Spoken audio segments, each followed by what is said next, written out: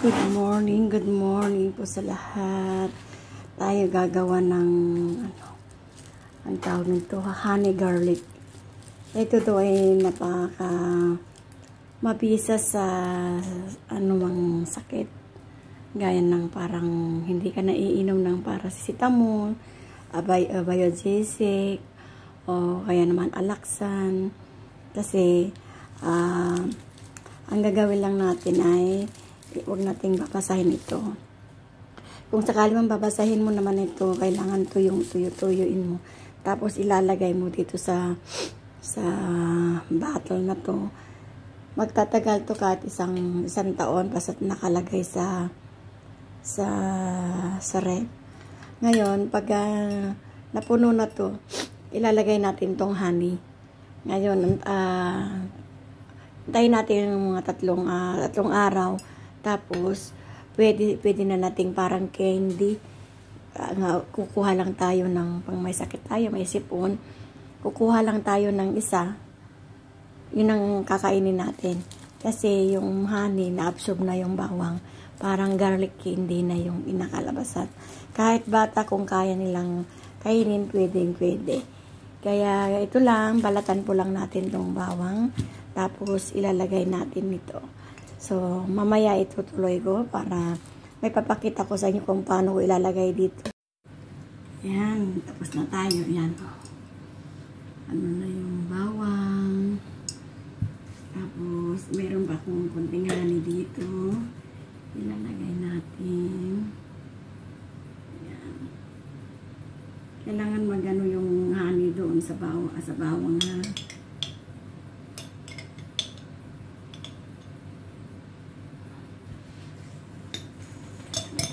Magtatagal daw ito ng taon nito.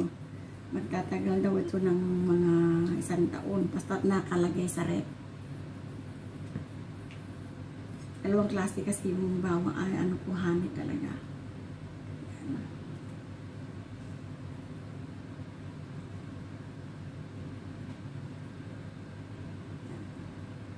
Ayan lang natin siya na hanggang sa makuburin yung bawang.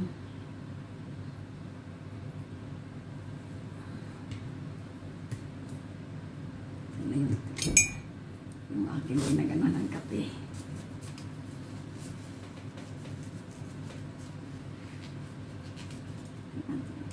Nunod ako ng LSD Kupsat June.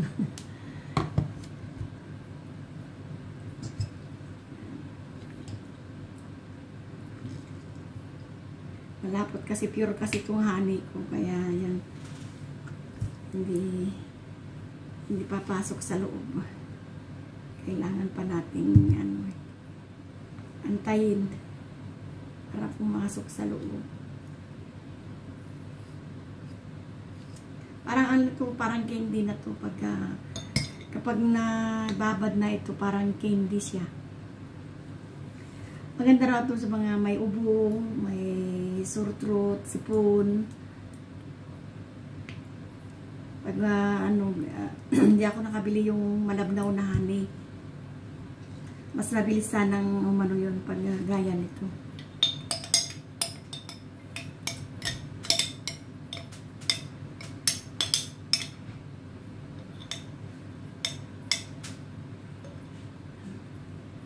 Masyadong malapot tong honey ko. Hanap ako na hanapin ko yung balablaw na. Yan. Ito ulit tayo. Yan na yung ating garlic with honey. Yan. Kailangan maano niya lahat hanggang sa baba. Para mababad sa honey. After 3 days, pwede na natin kainin. Kainin ninyo na pag yung gawa ng masama yung galang ng tag-ulan, may buka, may sore throat, yung masakit ang ang katawan mo, alam mo, magkakasakit ka.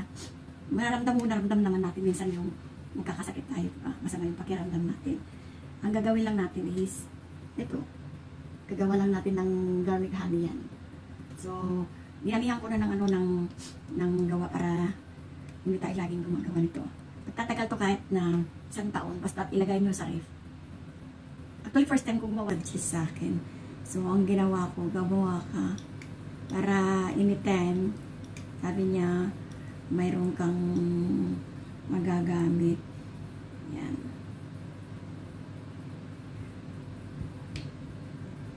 Ito. Pag maabutan pa na commander pagbating nila dito next month, patitik mo ko sila ito. O gagawa ako ng ganito para ano nila, maiuwi nila. Lalo si Kapsat June. Okay para sa'yo to.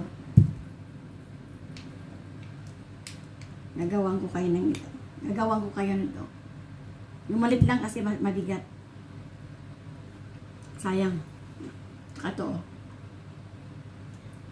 Itong ano, hindi ko